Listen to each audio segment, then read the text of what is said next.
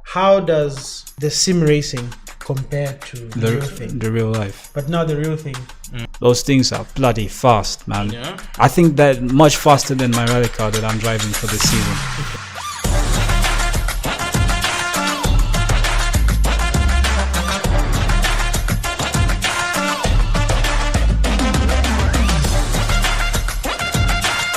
Side of the podcast. So, welcome to the podcast. This is episode number 6 of the Z Gear podcast. Really? Yeah. I think Was we've number done 6 a high or a low? If we're doing a mic check, 6 would be a high. 6 would be a high. Yeah, 6. Well, on this high note, Yeah. would We've got our like to guest. welcome, Thank you. Kambwali Chani. In the video, is this where it's like the pew pew pew pew? Yeah. We can do that, yeah. Does that come Add like it to after the the edits. With Z Gear some- podcast? No. After the guests, you Kambwali Shani, then you do that. Awesome. Yes. That's your thing. All right.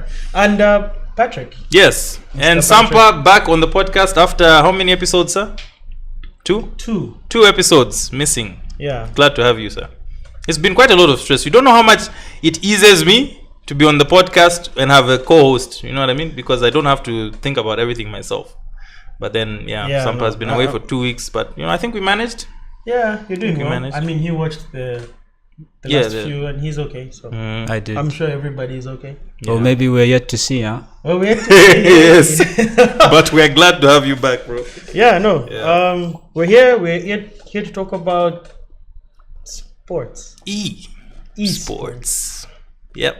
Yeah. And I think no better person to have on the podcast than Mr. Kambwali Chani, who by far as I know, is the only person involved in esports. There's a couple of guys like Fairway who has done sim racing a bit. Nothing professional. Cuthbert as well. I think Cuthbert and who else do I know? Chosa. Cuthbert, aka Sky. Sky Voltex, yes. When his name popped up the first few times, it wasn't sim racing, was it? No. Sky. No. Oh, Kambwali, okay. Focus. Yeah. He just took a turn. now He took a is quick one. turn. No, he took a quick turn. Yeah. Yeah, it wasn't esports, yeah. I think the first thing I was known for in motorsport was karting. Yeah, I think that was the main thing. I started out with karts at Extreme Karting. You remember? Yes, Tinta, yes. We I was spent there. actually quite a bit of time doing karts with Tinta. He was an avid fan before. Back then, actually, I'm gonna spill a secret on this podcast. What's this? Some people might not know this. Back then, he was only called Tinta. Well, not Mr. Patrick. When the When glasses he was came, we have to refer to him as Mr. Patrick. Yeah. So, Yeah. so Became just more in case serious. you didn't know, So I started in karts. Is this the part like I should give an origin story? No, not really. I when I was going through the basic skeleton of this podcast with Patrick, it just says E. Yeah, I'm like everything is esports.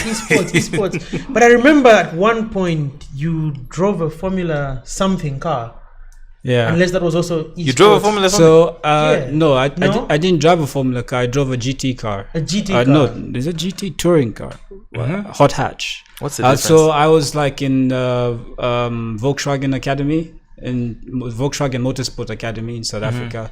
That was like 2019, and then 2022 I drove FIA Rally Star program, which I think is what he might be What did you referring go to. to Europe for? I didn't go to Europe. Well, I went to Europe when I was younger, but I didn't go to Europe for racing. So we've been Yeah, mixing up a lot of things. Yeah. Yes, so. You go where the opportunity is, unfortunately. my biggest disadvantage is that I'm poor and I'm racing, so Yeah. it's a very bad combination. He is raising money for a haircut, isn't he? Yeah. I'm gonna expect you guys to like do some Z Gear thing, put it down there, and they gotta send For like donations. mobile money Yeah, You to roll make like because you that. brought it up. Because I brought it up, Yeah. a GoFundMe. GoFundMe, basically. But how does one find funding, when you're trying to get into the racing scene? Yeah. That is the $1 million question. If you knew that, you'd be a very rich man. Wow. But basically, in my experience, it's be good at what you're doing. That's racing. Be good at racing. If you can be good at racing, it makes people more inclined to kind of want to invest in what you're doing, you know, like put some money behind you. Another thing would be probably even more important than being good at racing is be very professional in your interactions, how you carry yourself, and how you brand your content, how you brand your interactions, all of that stuff. I think be very professional in that sense, and have something to offer. You know, you need to. Money is very difficult to make, apparently. Yes. And people don't like to give it away for free, whether corporations or just individuals. So yeah, have something to offer. Whatever it is, that's the job. You know, if you really want to get a significant amount of money to fund a racing career, you have to understand what you have to offer and how to present it to people that are interested in that thing that you have to offer. So I think in a very short chasira chizungu chasira chizungu, but vamene hivyo. Okay, so I mean, for you, you've been, like you were saying, and you've been in doing sports, I mean motorsports, for quite a bit. You started with the karts, I think, then went to Volkswagen Academy, and then you did esports, and now we've heard a bit about your getting into rally. Is it common that people who get into these sports don't have money like you? And I'm just saying like you because you keep telling us that you're poor. So I'm not trying to offend you or anything, but is it a common thing, like people with no money getting into it, or is it generally occupied by people who come from a background of money? I'll start with answering the second point. Remember I said you need to understand what you have to offer, and unfortunately for me, I can offer poorness. So the poor ambassadors, hit me up. Okay. A voice for the people. But I would say that is the case, but not by design. It's even sim racing at a competitive level is quite expensive. When you look at the budgets between the pro teams and the guys who are just like kind of mid-level and all of that stuff, the difference is insane. So I wouldn't say that it is that way by design.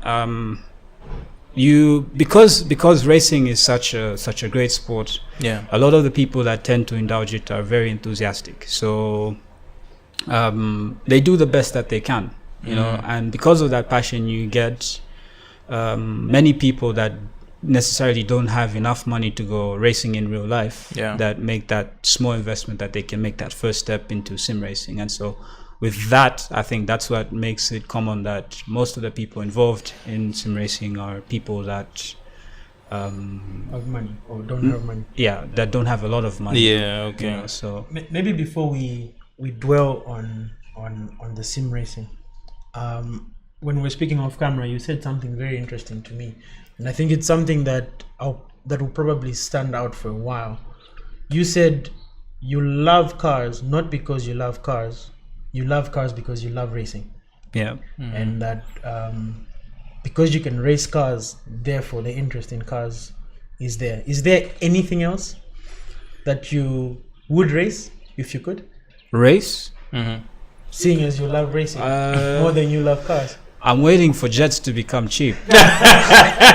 I've been looking, F-35s are still quite a bit up there, But yeah, I mean, I wouldn't say I would like to race jets, but I found that I'm interested in that experience of I don't know if the right word is thrill, is the right word, I think I'm interested in that experience of feeling what is that like to go through those motions, and when you look at the videos of what it's like when they're doing those Fuji spins and maneuvers and all that stuff, I think it's amazing. And like you see the face and how we interact, and I think in a way for me that's what's really kind of fascinating about racing. It's sometimes in my mind I imagine that it's like bending. Are you guys familiar with Avatar? Yes. I imagine that it's like bending. It's the one thing that as humans in real life that we do that we can liken to bending, because when you're in the car, in my mind, how I imagine racing is that we are directing the flow of momentum. You know, so every time that you get on the throttle, you move it forward, you bend it forward. Every time you get on the brake, you bend it. What's Like Beckham. Also forward, but that's physics. Yes. Yeah. you know, so you just kind of directing the momentum, the flow of momentum around, and kind of using your mind to understand in that moment simultaneously how your mind, your imagination, and the world are interacting with the forces that are around you. And I feel like that's beautiful, you know. Yeah. It's almost superhuman. So yeah, with that's why I would like to experience the thrill of like being in a jet or whatever. Yeah, but other than that, racing, no. I don't want to do boats. Definitely don't want to do boats. That's different, isn't it? But I've always thought that people who race cars are into cars. No. Like deep into cars. And the funny thing is when we got on the podcast and we're sitting up, Kambwali was asking me, what is this? What does this do? I'm like, this guy wants to race. He's been racing go-karts. He wants to race rally cars, but he doesn't know an air filter. So it's actually I knew it's the actually air a filter very was the other thing. That's a disclaimer. It was the other thing. yeah. Just So in case my boss is watching. Yeah, it's actually it doesn't take you knowing a car, like, you know, the mechanical side of it, for you to actually be a good racer, right? So it works to some extent. for me, the key thing so to be good at racing, it's thousands and thousands and thousands of hours of practice. Yes. The same thing over and over and over and over again. And that's the reason why you've got the professional drivers that make it to the mainstream motorsports, you know, like the world stage. They start when they're 4 or 5 years old. That's a privilege that no one can afford you. And in my own analysis that we've been looking, that is one of the reasons why a lot of the people that, for example, come from they come from esports, when they get into the real sports thing, you know, they make the transition, they struggle a little bit. It's not necessarily that they're not talented enough to do it. It's that you need a privilege to experience making mistakes in very high value equipment and scenarios. Yeah. That's the privilege that the professionals are provided, you know, and we only get to do that in sim racing. So Making the mistakes, that is. Yes, Okay. making the mistakes and all the practice. And so over time, you kind of can get overwhelmed with that experience when you make that transition. And so when you're practicing, if you don't have the track time to kind of back your I don't want to say talent. Your talent, yeah. You don't have the track time to back To hone the skill. Yes. Yeah. Then it means that you need to focus all of your efforts and all of your mentality and all of your time on learning the driving technique, learning the right way to rotate the car, to make the motions that you need to make, all of that type of stuff, learning the racecraft. By the end of it, physically, mentally, you're dead. You hardly have any amount of time to learn about the internal anatomy parts of the car, all that stuff. And the best part is that whether as a racing driver or esports, if you're in a proper environment, you don't have to. There are probably racing drivers that can go their whole life never having changed a spark plug, maybe even a light bulb, because all you need to do is understand how to drive the car And what role all those things play. How to drive the car, how to rotate it, and if something is not working the way that you want it to, you need to be able to communicate. You need to be able to communicate that information to the engineer or the mechanic, and they'll make those changes. That's why racing is so expensive, because you always have all the professionals that are the best in their field that are working to provide you the best platform to make the changes. So as a driver, you would just say to the mechanics, the brakes don't feel right, is it too hard, too soft, and what? Then they make the adjustments for you. So you don't necessarily have to know. You will say to the engineer will say to the mechanic. Okay. That's if you're rich. Okay. Otherwise, guys, you need to figure it out. Otherwise, if you're not rich, you will have that conversation, but it will be with yourself. Okay. And so first you have it. Yeah, you have it as yourself to the engineer in the mirror. Okay, and then the guy in the mirror, he understands, and then he tells the mechanic. He tells back to you, and then you go now with the spanner. Okay. This is where, yeah. I see we are moving very quickly into esports. Another conversation we had off camera. See, too many conversations off camera.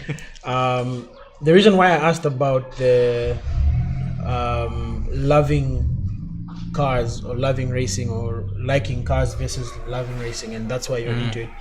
I was trying to drive at passion. Remember, we were asking Seth, is he following in your footsteps? I mean, other than what he looks like. Kind of looks like him. Does not look as good as this. Wow. Yeah. He's got a haircut, so I mean, Hey, a few it counts points for above. something. Yeah. Don't let these people make you feel good. I am We'll our put mom's Seth on the best screen son. and let the people decide. Yeah. He's what, 18 years old, right? Yeah. Is this something that you think he wants to do? To follow after your footsteps, or at least to take it to another level? Or do you think he wants to go be a lawyer or an accountant? So Or Chris Brown? Just saying. So for me, I never really cared about cars. Like generally, I don't care about the anatomy, whatever. I care about racing them. That has always been my thing. But actually, for us, we come from a background. Our father was a mechanic.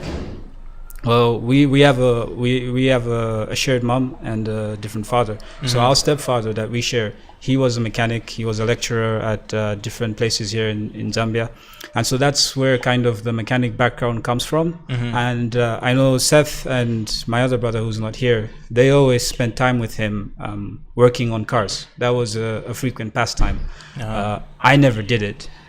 There were times where I was like forced to do it, and I But just where were you when they the went? queue for the haircut. When they were checking out cars and I was stuff. in the queue for the haircut watching Formula One because they had DSTV and we didn't. Exactly. Okay. I like that. Yeah, but yeah, I was mostly watching racing, you know, so like away watching racing, and eventually that was like our dream. It was like my father was going to be like our chief mechanic crew and all of that stuff, and I was going to be a racing driver. race driver. I wanted to do it, you know, but for them it was kind of like a pastime. I think it's a way in which they bonded, that they shared, my dad shared his knowledge with them, and they picked up on a few things.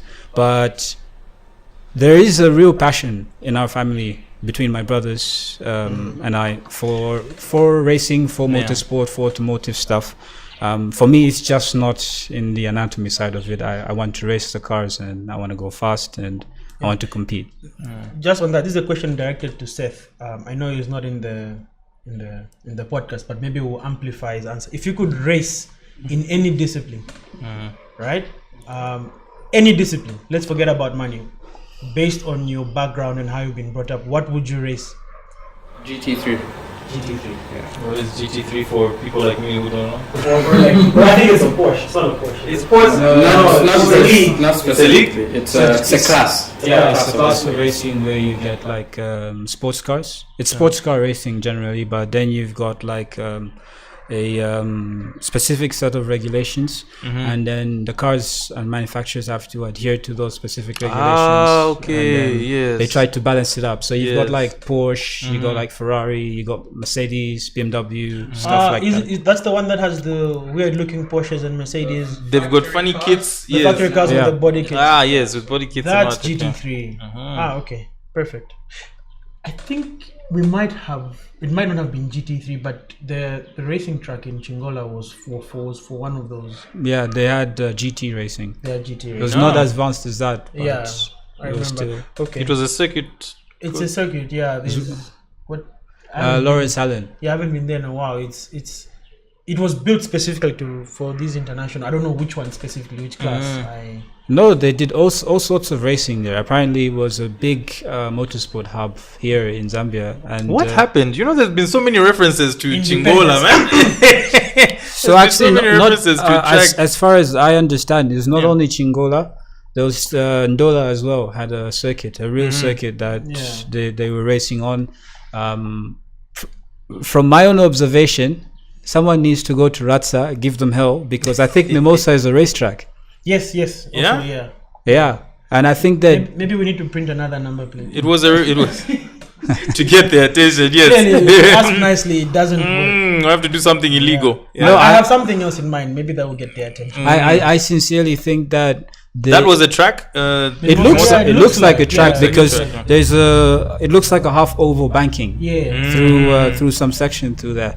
Yeah. And if that is the case, I think that they need to give it back to the community. The racing. No, Yeah. I'm saying this. This is the one thing that I'm gonna say with a straight face in this podcast.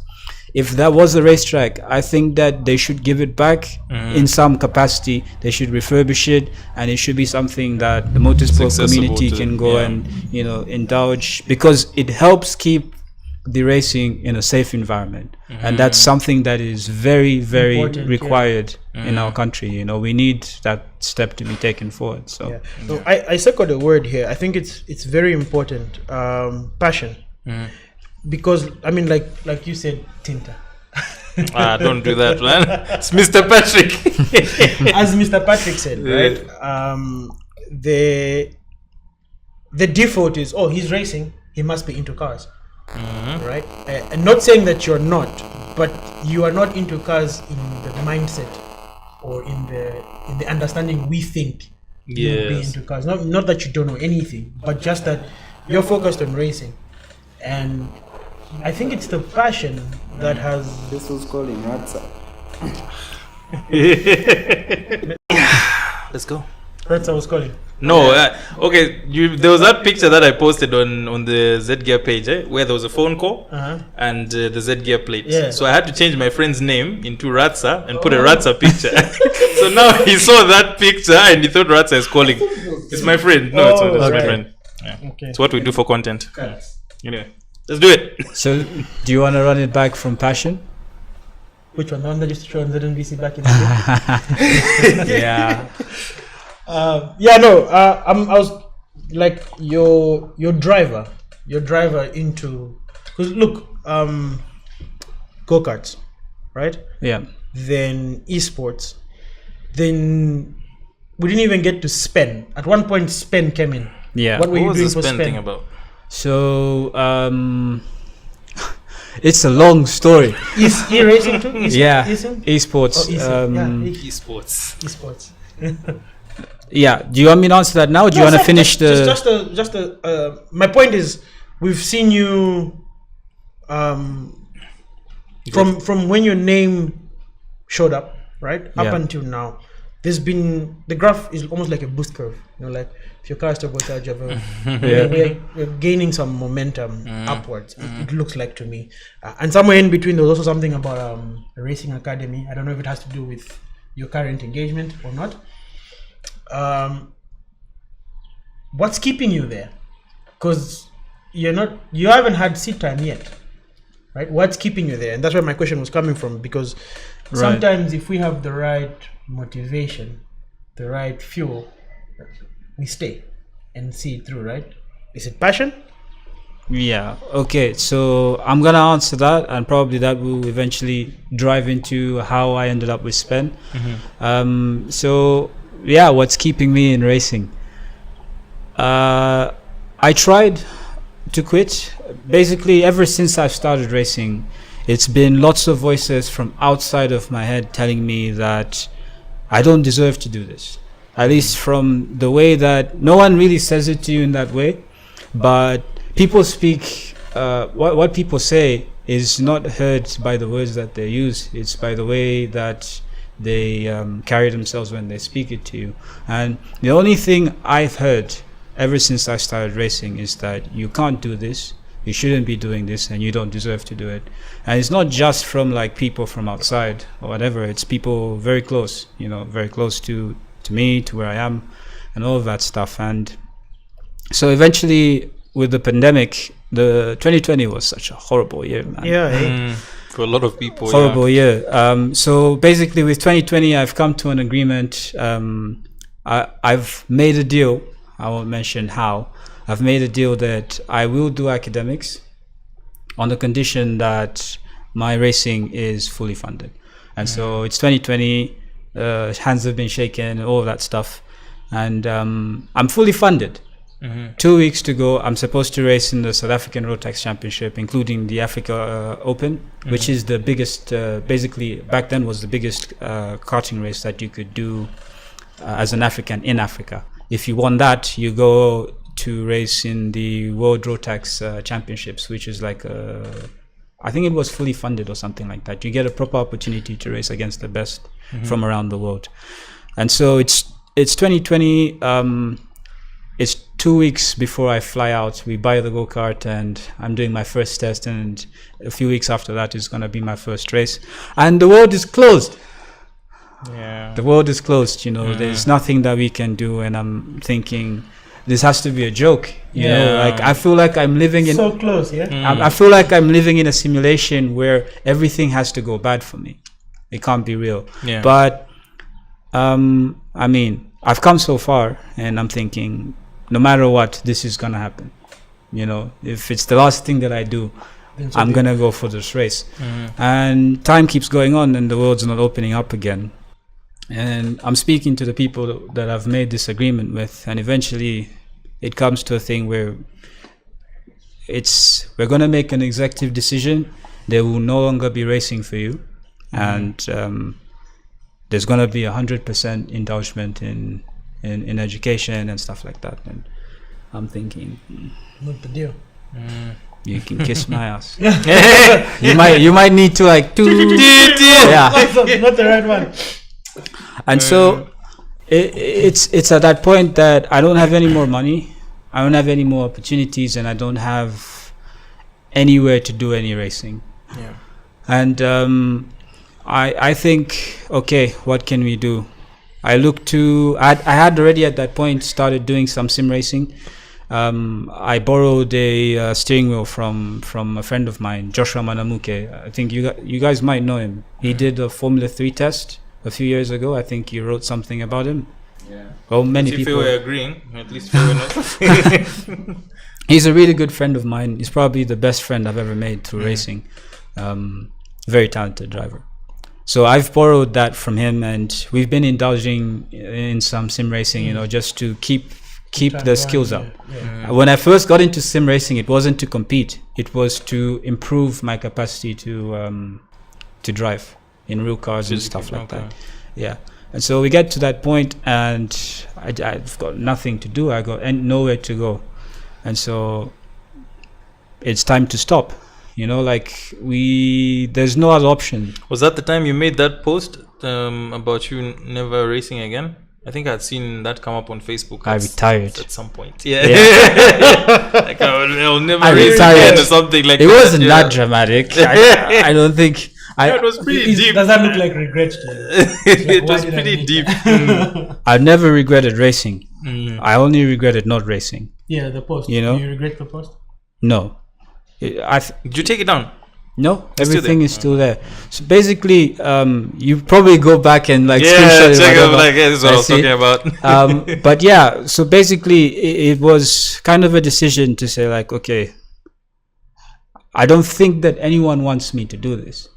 I think that everyone might feel like they're suffering because I'm doing this, and I don't want to do what other people are doing, because if they can't support me in the one thing that I want to do on my own, I think I showed that I wanted to do this, I don't think that there was any doubt. Then I didn't trust that I would have the support to do anything else that they would say that, you should do this adequately. And so I figured that I was just going to stop racing and I was going to do something of my own. And so... Which didn't involve school? Yeah. Okay. No, I was going to do school on my own. I had to find a way to do something somehow. But what I didn't want is to be told what to do. I didn't trust anyone after that. I didn't trust that anyone could see what I wanted to do, that anyone would be able to fathom the way that I wanted to do things. And so after that, I stopped racing. And for a long time, I did nothing. I was in line, I had everything in line and everything. I was gonna get a job in computer science, and I had this probation period, and I had to learn this programming language and everything.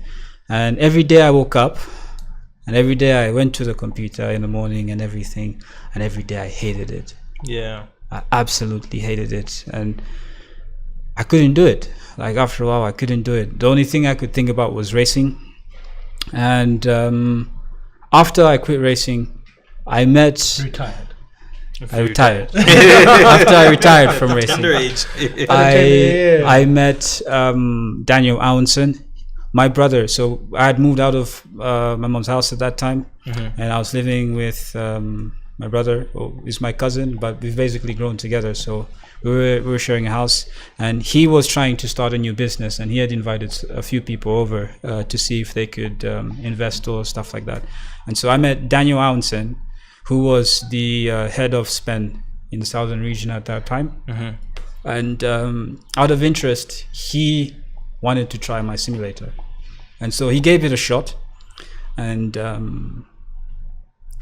a few months later, you know, I mean, we had a good time on that time. We had a good time on that day when he tried it out and everything, and that ended there. I never spoke to him for months. A few months later, he called me. I think that they had a conversation with a few friends of his, and they had told him, I think, about my racing career and all that stuff. And he was interested in getting into sim racing. He hadn't stopped thinking about it, and he wanted to Was that the first time he tried it out? Oh, Yes. he had done some sim racing before. Yeah. Okay. So he wanted to have a go at it, and so he called me. He said, "Hey, I'm thinking of getting into sim racing. Can you help me?" I said, "Yeah, sure, no problem." And so we had that conversation, and as I helped him get through that process of getting his sim done and all of that stuff, he heard more about my story, and he said, "Hey, I think you're really good at racing. I think that you deserve a chance, and I'm gonna give it to you." And so Spend Racing was Spend. born. You know, Daniel invested a lot of his own money and resources to help make that project work, and we wouldn't be sitting here today if it wasn't for Daniel. And I look back now and I'm like extremely grateful for that opportunity, and I still hope, you know, like when I race now, before I quit, before I retired, before I retired racing, Yeah. it was such a stressful environment because I was racing to, like, I had to prove people that, you know, Yeah, I'm worth this, yeah. you know, you should look at me, I'm worth it, and all of that stuff. And no matter what I achieved, and I made sure that every year we achieved something. No matter what I achieved, it was Gonna never. ask, did you win? I remember you posted a couple of. We qualified several times, but I think we won too, isn't it? When you In represented- esports, Yeah. we won quite a lot. We won a couple. We won quite a few races in esports in the F3 series championships that we raced, and F4 as well. Unfortunately, the title eluded me. I'm going back. We hear Going back we for hear that you. title, but the title eluded me in Formula 3 and Formula 4. But it was just so competitive. It's the best drivers from around the world. So it's a world championship. Pretty much, yeah. It's a league, but it's within the platform of iRacing. It's still many of the best racing drivers on that platform from different places in the world. Okay. So in its own right, it can qualify as a world championship. And we won quite a few races in that, and the championship eluded me. My best finish was third in our class. Podium finish. Yeah. So at the end of it, you know, I was racing before this. I was racing to, like, prove and all of that stuff. And this time when I came back, it was to honor the commitment. It was no longer just something for myself. You know, I wanted to say thank you for believing in me, because I know what it's like when you're not worth it. You know, when no one wants to look at you, and people can see sometimes. A lot of the time, people can see that you're good at what you're doing, and it's because of that they won't help you. That, I think that was a lot of the time, because in racing you are surrounded by a lot of because of the nature of the sport, you're surrounded by a lot of very well-to-do and well-placed people in society. Yes. And there were a lot of good people that helped me, but there were also a lot of people that held their hand simply because I don't know. I'm not gonna make any speculations. I'll leave it at held their hands. Yeah. So yeah. Sorry, there's something that keeps running through my mind. I just want to get an idea of what success is for you, because I think as you are sharing about how you are racing to try and impress other people, there's that aspect of whatever impressing them looks like. But what is it for you? What makes you feel like you're doing well, or you're doing good, and you can keep moving forward? If I can show up to a race, we're rolling, baby. That's a success for you. We're rolling because cool. I think it's very underrated how much it takes to be able to show up. That's it's so hard to be a racing driver. It's so hard to be a racing driver, and if it was easy, then probably we all would be. But it's such an underrated privilege to be able to be there in that position that you're driving, and people believe in you, and everyone is coming together to put all of that together for you. So I mean, on a personal level, for me, if we're there, we're driving, we're smiling, it's a success. it's so good, Yeah. But other than that, it's a very personal note to me to get a good result for my team, and so I always push myself. That's very good. So now we've understood. Came from karting. COVID didn't help anybody. You carried the Zambian flag to win quite a few races. And now I think it's because of you that Zambia Motorsports Association recognizes esports as a motorsport discipline for Zambia. I know we've had at Mulungushi International Conference Center. You're gonna get me in trouble here. I'm already in trouble. You're gonna get me in more trouble. There's a few. There's a few people from the Esports Racing Commission that I think they will prefer that we don't speak about it, but I think I'm at liberty to do so. So I mean, I will make clarifications on that. Of course. I will start by saying I don't know. I don't want to be arrogant, so I'm gonna say that it's not because of me. That the ZMSA has that platform. The FIA have made a big investment into helping expand the different ASNs around the world that are affiliated with them, help expand their capacity to help grow grassroots motorsport. And so along those lines, they have the ZMSA have been able to tap into some of that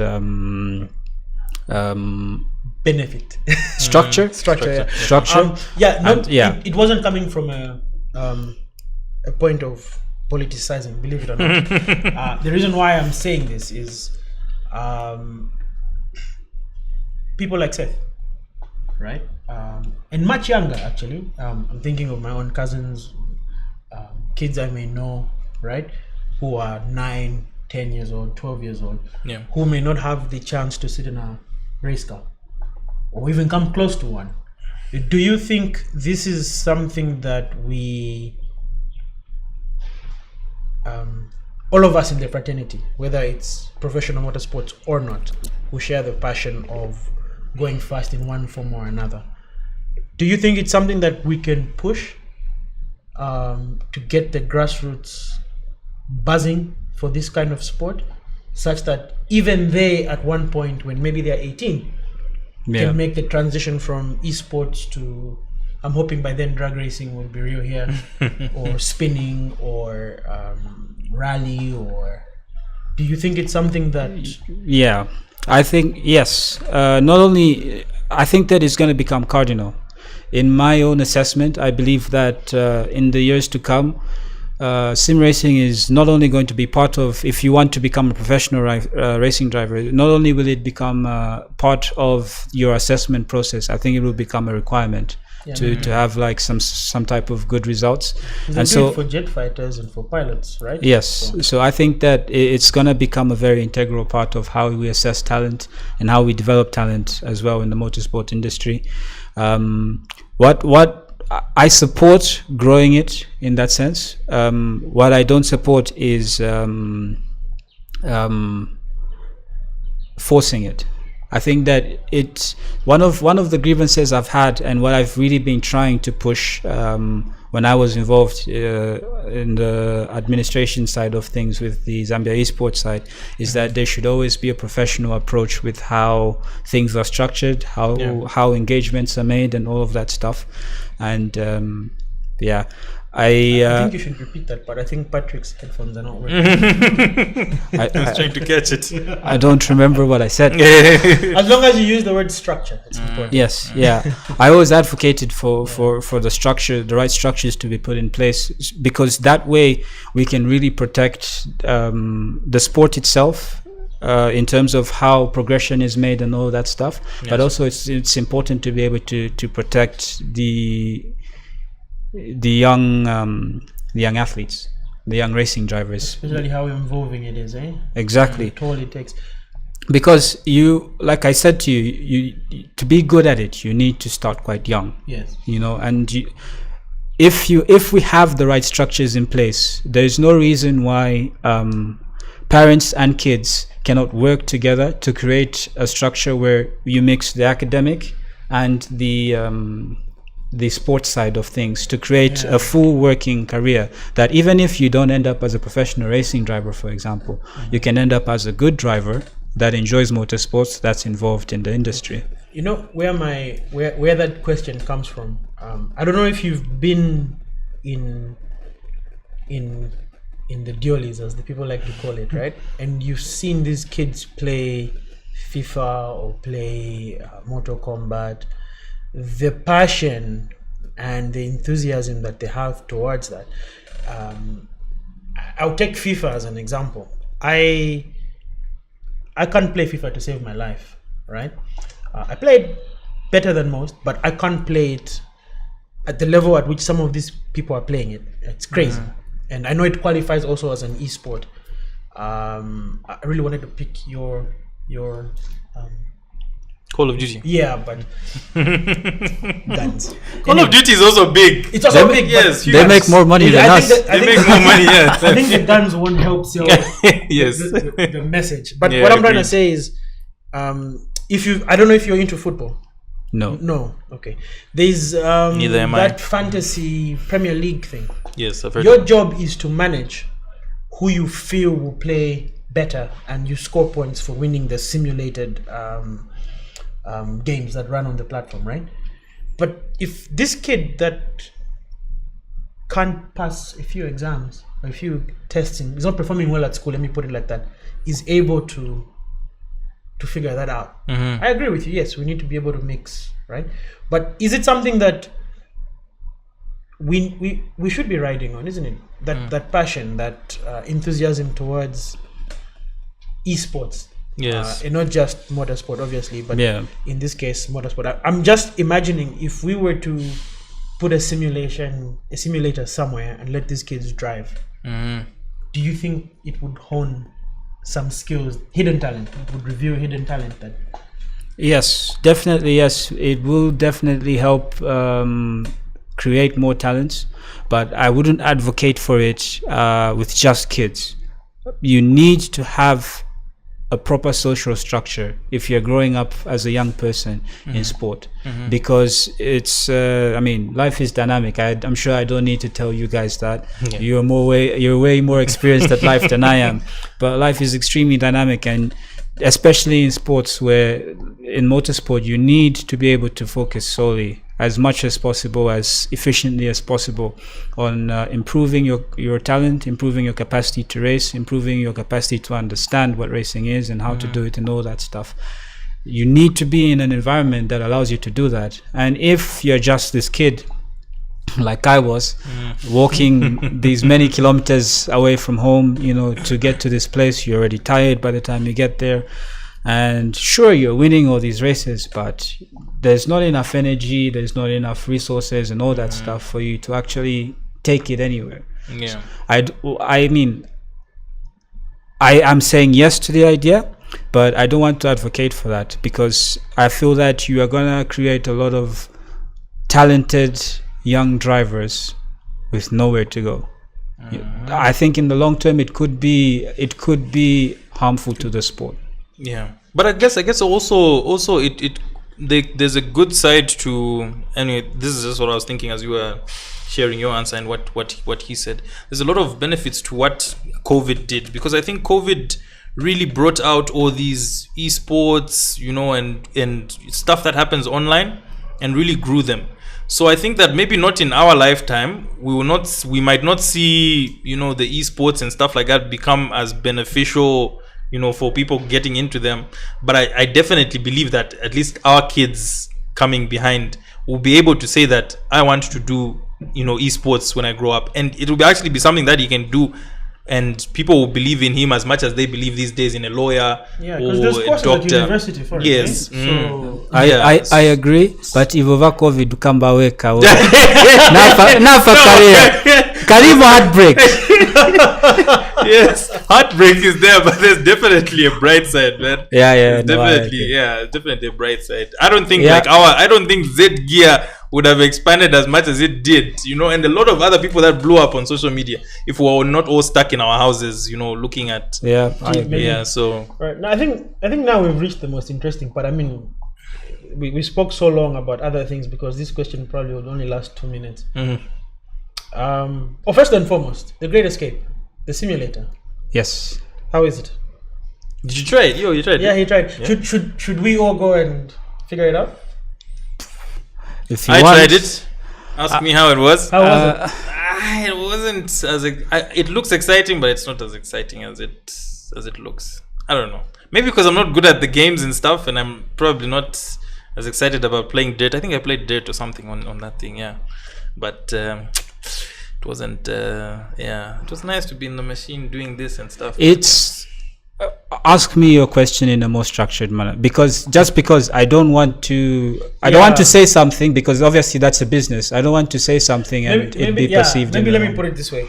I think we spoke again off camera. No, it was on camera. I don't know if it will make it into the podcast, but the question was rally, right? You're now on the rally team. Congratulations. Thank you. Thank you very much. Patrick and I were talking about this earlier, and I asked him and I said, do you know anybody who has transitioned from esports to actual racing? I don't, other than you. Yeah. And that was like 90% of the reason I was so excited to have to come sit here and have a chat with you, because it gives another answer to the question our parents always asked us: who do you know who? You get what I mean? I can say, but wait a minute. Look at what he's doing. Obviously, again, not to drive people away from some form of structure, because like you said, even this has a lot of structure. It requires a lot of focus, right? Yeah. Have you had any seat time in the rally car? First test is next weekend. Okay. This weekend. As a passenger? As a passenger? No, racing had driver. seat time As a passenger. Okay, yes. I'm sorry, I'm okay. But wait, did we just ditch the sim? No. The reason I'm asking is how many hours of seat time in sim racing? Who's counting? My point A lot. is, right? A lot. And so my question is, how does the sim racing compare to the real thing? The real life. But now the real thing. Okay. No, but I mean, I haven't had the real. Obviously, the test is next weekend. But I did race the cross karts in South Africa. Yeah. And I've done buggy testing.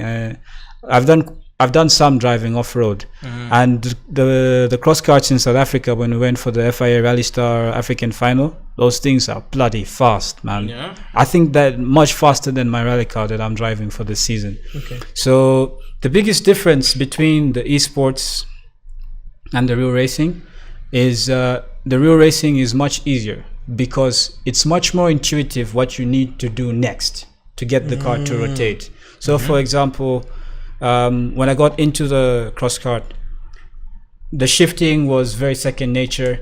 In sim racing, all you have to go with is the steering wheel and what you're looking at on the screen. So when the car is going, you have to see that the car is going, and then you feel that the car is going, and then you make an action on input to correct that. And that's the bad part about sim racing, is that even when things are broken, they're broken in a perfect way. So you know how to like overcome that. You know, there's a very specific scenario of what you can do to get out of that. Now with real racing, it's much more intuitive because there's all the other forces there. So when you get into a break, when you get into a corner, when you brake, you know if you need to brake more almost immediately because you can feel the force coming onto your neck, through your spine and all that stuff. And you can feel as the wheel is going, maybe even before the wheel is going, you feel the motion that the car is in this way or it's in that way and all of that stuff.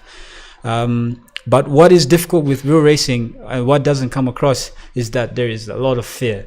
Yeah, like because you can be distracted. Like the fear can distract you so much because let's say that you're at 120 off-road over a jump or something, and you feel that workout for your sphincter muscle. Yeah.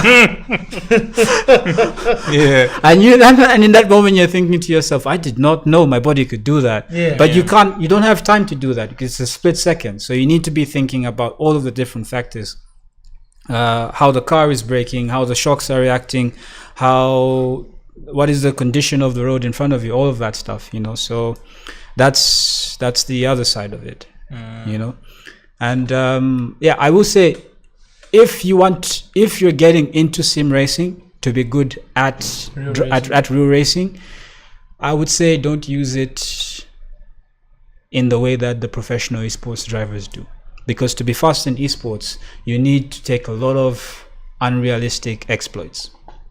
So there's the simulation. You can't be too careful. Yeah, the simulation of it is very good in terms of how it interprets and feeds back to you the forces and all of that stuff.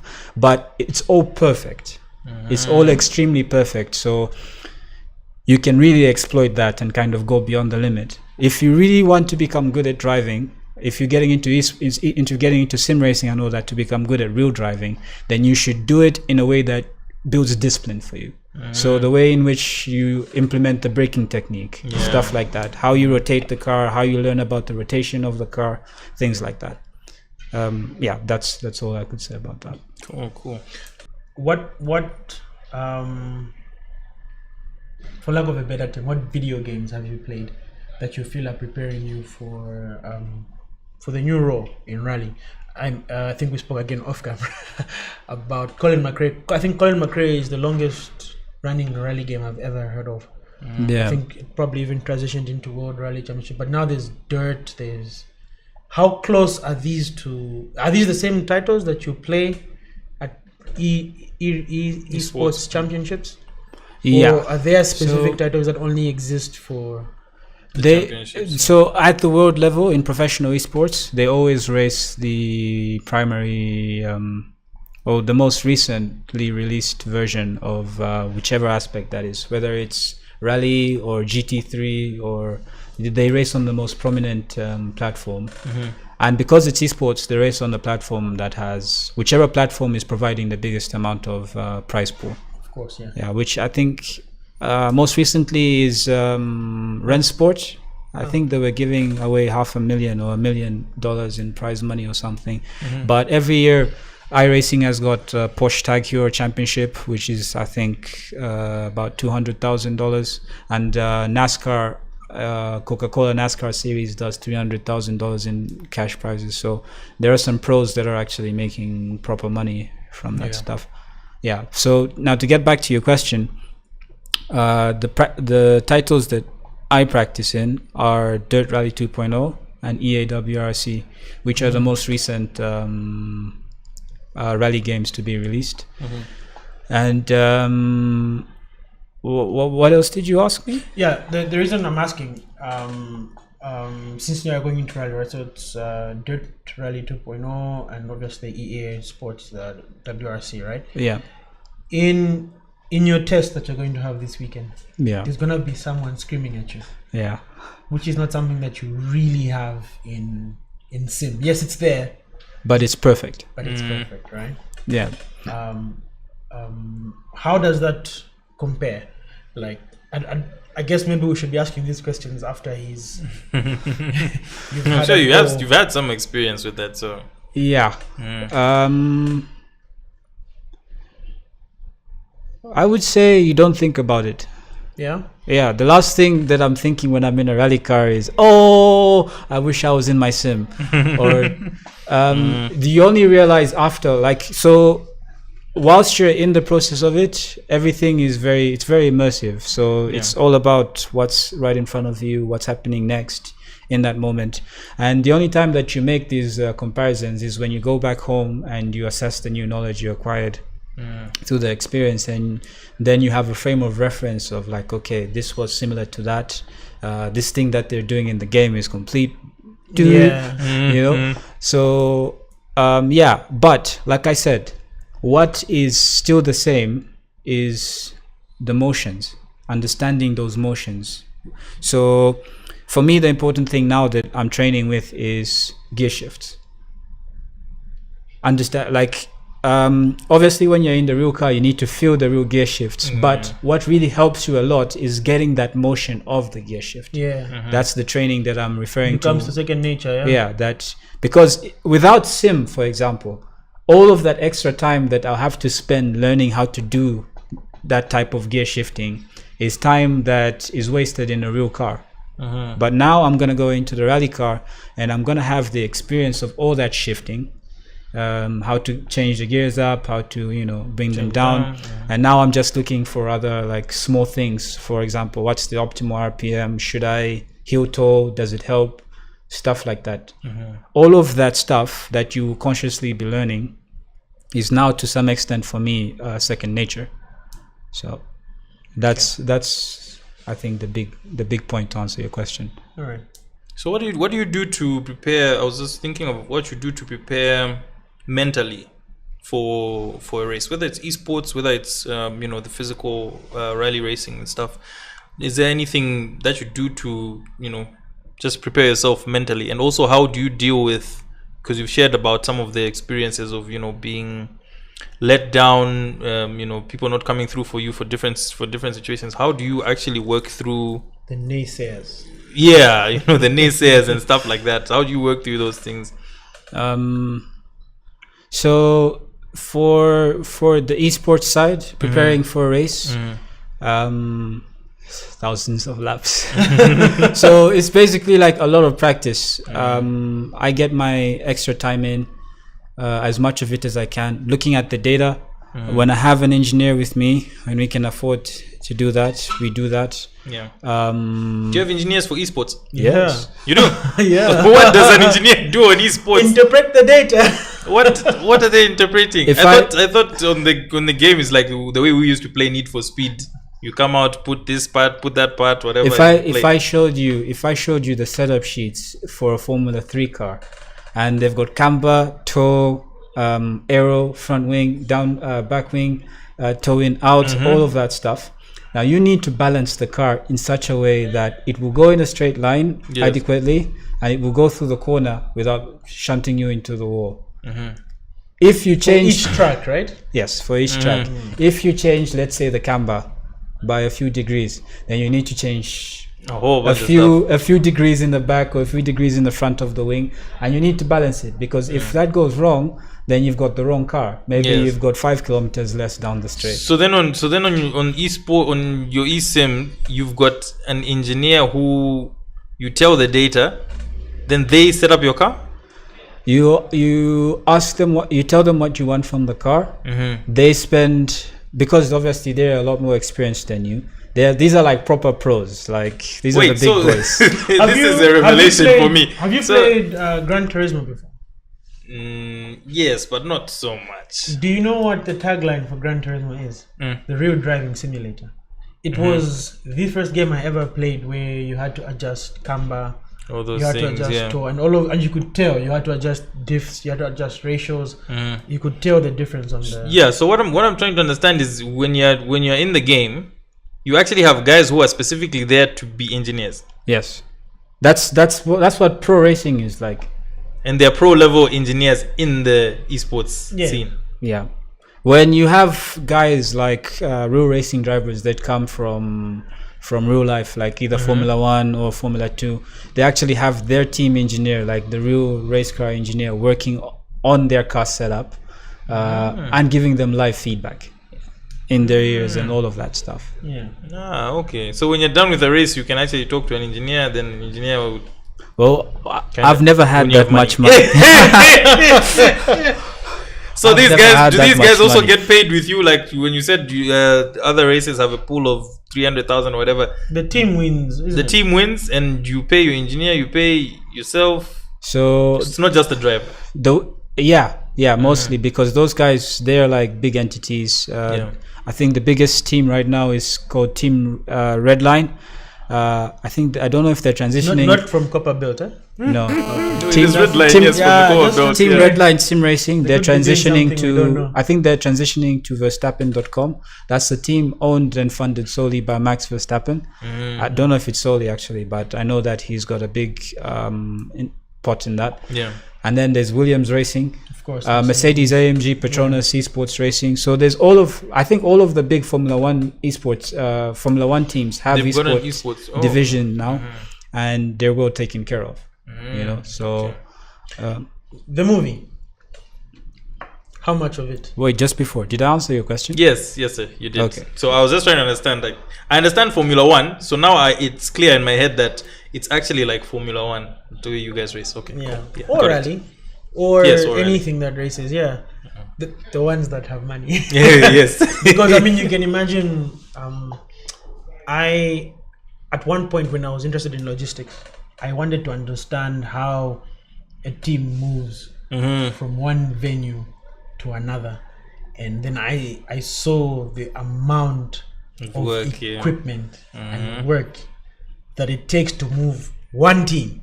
And I was imagining how many teams are in Formula One by two drivers. Yeah. Yeah.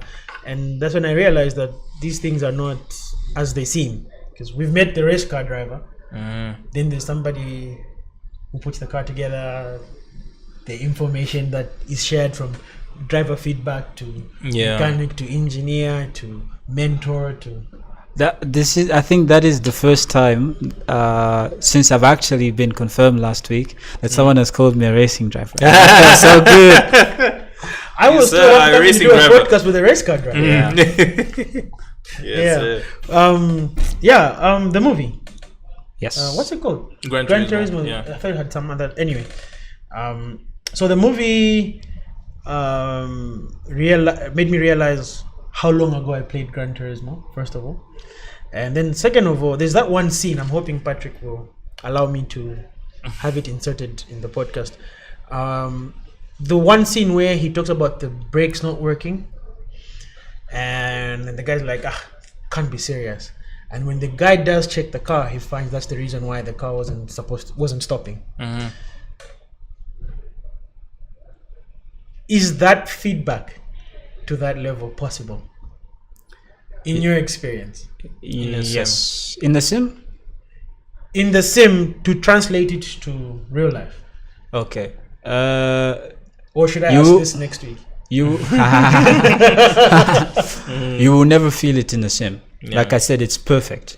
You don't get brake fade, you don't get all that stuff. But because when you get on the brake in real life, you know You can that, feel it. yes, you can feel it. So you will be able to make that that distinction that was not how it was supposed to be, and you can make that feedback in the manner in which cars behave in the sim, regardless of the actual physical feedback. Are you able to tell that maybe my error was wrong, or too much downforce, too little downforce, or I braked too hard and that is why I didn't make the turn, or that's why I had to overcompensate? Yes, with experience. So one of the worst things in my experience, okay, so one of the disadvantages in my experience is that because when I got into proper esports, when I came back with Spen, we jumped directly into like a very extremely competitive level, and I was always just chasing lap times, chasing speed. Anytime you do a good lap, it's like the other guys take it personal and they show you just how bad that lap was. So because of that, you're like under so much pressure to get everything perfect that you don't have any extra mental space to think of all the other things that are going wrong. So even in those moments where you do get a mistake and all that stuff, it's you don't notice it. Only after when you look at the data, then you can see that this was wrong and blah blah blah blah blah. But as it stands now, I'm the best driver I've ever been. I am the most talented I've ever been. I'm the fastest I've ever been, and all those things are starting to come a lot more naturally to me. So the other day, I wrote these words down here from what you've been speaking, because for me, I have to explain to my wife first and to my son why this is probably better than going to study accounting at school. And for me, from what I've heard, you're the best you've ever been. I've written down all these words here that I feel are life skills that you learn from an experience like this, that you can probably pass on to whoever you're teaching to help them develop these skills. I know that there's some master's programs that use Minecraft. Yes. And I don't know how to play Minecraft. Neither do I. Yeah, but if we're able to use technology to that level, why not take advantage of the platforms that are there? Sorry, I interrupted you. You're the best you've ever been. You pick out the words that you feel. I hope my handwriting is... I can't read half those things what, from here. What do you want me to do with them? No, I was saying any of these words speak to get to the level you've come up to. All of them. From where you... 100% all of them. Yeah. It's never just one thing. It's all of it. And the key is finding the balance of how you transition from being in one state of mind to the next one, I didn't answer that, I think, in your question, how you deal with the naysayers and the negativity and all that stuff. It's the realization that when people judge what you're doing without taking the time to see from your perspective what it is that you're doing, it's not necessarily because you're doing something wrong. It's because you're doing something in a way that's different than how they would want to do it. Yeah. And because they have to justify it in a way that allows them to live their life in the way that they live, the easiest way for them to kind of get through that is to allow themselves to see you in the way that they need to see you. And once you got that realization that it's not really, you have to be conscious enough to question whether what you're doing is right or whatever, if it's harmful or whatever. But if you have the capacity to do it, you're not killing anyone and it's not harming anyone or whatever, and it's making you a better person, then you come to the realization that it's not really you, it's them. Yeah. Like, this is who I am, and you should be allowed to be who you are. And if they are not able, or if they're not in a place that they can see that or they can appreciate that, then the decision then becomes on you to allow them to be who they are. So you must accept that, and you let it be. Accept what is. To change everybody else, right? Yeah. And their outlook on things. I think one of the most profound things I've thought to myself is that in the mirror when you're not being the engineer. I'm trying to remember it now, but I believe it was that you don't change people change themselves because of love. And when people can't change, then it's because of your love that you decide whether or not to stay and allow them to be who they are, or to go somewhere else and allow someone else to allow them to be who they are. I think that's what it is like to love, So okay, quite deep. Yeah, it really did.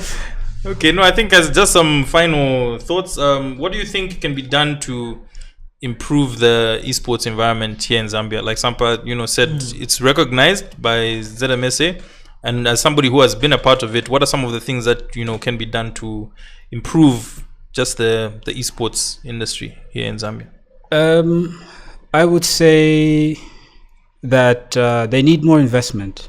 If anyone is watching this, anyone is interested or invested in helping develop grassroots, I'm sorry, I'm in the middle of burping.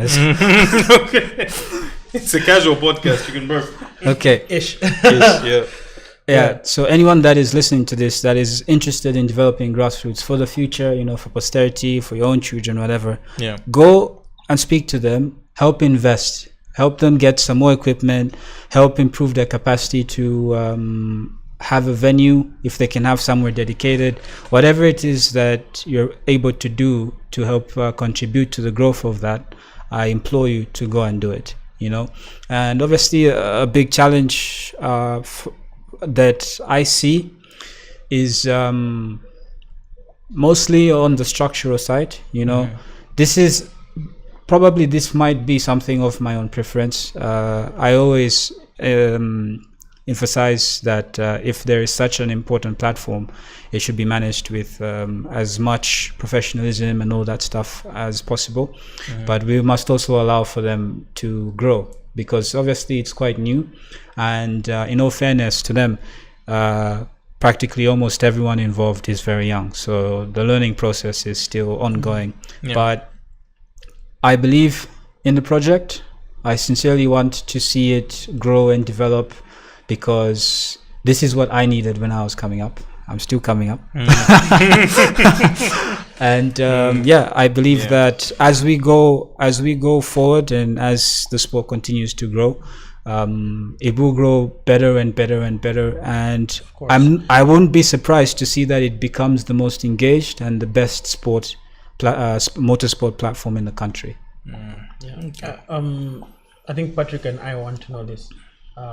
What does it cost to start with, and what do we need to get into basic esports, in this case motorsport? Because obviously there's Call of Duty, there's FIFA, there's Minecraft. Minecraft.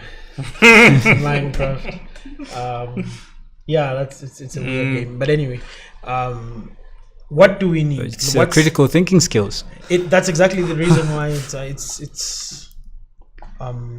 they sit for hours in Minecraft. Yeah, you just have to feed them and okay. What do we need? What do we need? What does the equipment look like? So when you say esports, you mean competitive esports? I'm talking about, I want to do this for a year before I can call you up and say, hey, can you hook me up with the best where I can compete? Where am I starting? Because I know when you're starting pilot school, they start you out in a Cessna. Right? So where am I starting? Depends on how much money you have. That is also true. Is this enough? Our current rig. What do you have in there? 1080? 1070 Ti. For a start, yes. The computer, that should be okay if you're running at basic 1080 gaming. But in terms of the big thing is like the equipment stuff. I want to say that you can start with like a Logitech, which is the most baseline entry level, or the most popular entry level wheel that's been available for most people. And I guess you can start on a desk and a chair and all that stuff, but I don't believe that will make you competitive. I'm saying this because of my own experience. I know that there are many stories about people who started with that and have made it like pro and are like, big time esports guys and stuff like that. But in my own experience, I failed to do it. And that's because I didn't have the access to the different communities, which is another thing, being in a community with other professionals in more established countries and all that stuff. I think it helps cut the learning curve to the top spec quality of driving. So personally, I was never able to achieve that with a desk and a chair. With a desk and a chair and a Logitech. It was very difficult for me in the iRacing platform and all that, and most of the other sims that I raced, because I couldn't understand what the car was doing. But also, I didn't come from esports. I came from karting, so I was always looking for the extra sensation that was missing to understand what I needed to rotate the car. So that might be another reason. So potentially that's a place that it could start. But if you're looking to be competitive, to make it a career, like the people who are in the big leagues, in the Porsche Esports Cup, in the NASCAR and in the Rennsport stuff, I think you will need a lot more. Another thing to consider is that the people that you're competing against, they are using the top spec stuff. And I think you have to be deluded to some extent to think that you're going to be less experienced, with less practice. less experience, less practice, less budget, and less access to the detailed information that you need to understand to become good at racing, and think that you're going to beat these guys who have got all of those things, factory team budgets, and better equipment than you. I think that it's not realistic. Are we talking about the thing that you sit in and moves with? Is that what we're talking about? No. That's What are the top guys using? Are they using that big thing that does that? What are they using that as? So they're basically using it's the drive monitor. The drive base that you use. The pedals. The drive base and the pedals that you use. What's the drive base? The thing that gives you the forces, the steering wheel forces. So it's the steering wheel. Yes. Okay, that's the drive base. Okay. Yes. Yeah. The more capacity, the more Newton meter capacity it has, the better it can interpret the forces coming in from the simulation software, and that gives you more detail and more feeding in terms of what to do with the car in that particular moment. So sorry, when you're saying Newton meters, Force. So the force. Where do I feel the? If you've held a cheap steering wheel, you can move it with your finger. Yeah. The more expensive stuff needs to generate enough force to counter. Unless I'm saying it wrong. It sounds so. It's just closer. about, It's just closer. about right, it's yeah. closer at replicating The how real heavy thing. the steering will feel in certain turns and what. And rest. Okay, that's so my understanding of it. Yes. I could be wrong. Yeah, because that's all that you have to go with. So for example, if the back of the car is going, maybe fractions of a second earlier than what you would do if you had a Logitech. Which was my experience when I had the Logitech. I hated that. No, cancel Kudos that. to Logitech, it got you here. Cancel that just in case Logitech is watching. They might want In to fact, sponsor you. when you say that, when I said Logitech, just beep it. Beep it. Okay, so yeah, it's that stuff where you will be able to handle the car better before you lose it, and you can understand a little bit more what the car is doing and what inputs you might need to make to get it to do what you want it to do. But a lot of the work is theory. To be good, to be fast in sim racing is understanding the theory of driving. So and that you sort of practice in a simulator, and then so basic gaming rig is what you need, because now you can get 4070s for do people compete on consoles? only get a Gran PlayStation 5? Turismo. Only Gran Turismo. Turismo. So all these others you have to Yeah. have a PC. Pretty much, yeah. There are titles on. I know, like EAWRC is an open platform. Yeah. So that means that if you have a PC or a Xbox, whatever, you can compete. But it's always better when it's on PC, in my experience recently. Damn, I'm saying so many things here with companies that could potentially sponsor. You know what I mean? Don't worry, man. No, so But- maybe what we can do, because I'm curious about this, and not for me, posterity, right? At the end of it all, maybe we could have a chat with him, and we could come up with a basic spec, and put them in grades of where we can start, so that people out there know that. Yeah, you can start with this rig. It will cost you this much. Here I was thinking you'd have that thing in the Great Escape. That's what it is. That's what the. You that's should what the especially pro- not have that thing in Escape. I thought that's what the pros are using. You know what I mean? Because that's what TV is showing us, but clearly we have it wrong. No, that's just marketing. Yeah. Okay. Cool. No, I think that we've learned everything that we need to learn about esports. All we can say is thank you, Mr. K. Maybe coming on to if he can allow us, when he does his first test, we can do a TikTok. I'm curious. TikTok. Yeah, like a follow up, just to hear. Oh, like, yeah, okay, yeah. fine, How it was. he's the and race what. car driver. Yes, as an many official hours of- race car driver. So we can close the chapter. We were thinking as an invite, would Zedgear like to become our official media partner for the first race? There you go. Consider it, yeah. he will consider it. Yeah. 100%. Yeah. We'll discuss afterwards. Yeah. We'll make it as easy for you as possible. They don't like filling in forms. Yeah. So Yeah. I think it would be nice to just a follow up. Of what that was like. Yeah, maybe something that you can add at the end of the podcast. Yeah, that's cool. Yeah. Sorry, I was closing down your. No, my closing remarks. No, Yeah, it's cool. It's cool. but I Definitely. figured if we have it on video, you can't say I didn't tell you. Yeah. All right, guys. No, thank you so much for joining us on this 6th podcast. Kambali, Six. Thank you. thanks so much for being part of it. You know, taking us into what esports is like and all that good stuff. Of course, I can't forget to tell you guys to subscribe to the YouTube channel. Follow us on Facebook as well. And remember, the magazine should be coming out this month end. We'll talk a bit more about esports there and, you know, just other good information that you guys can have. But thank you so much for watching, and we'll see you guys on the next podcast. Peace.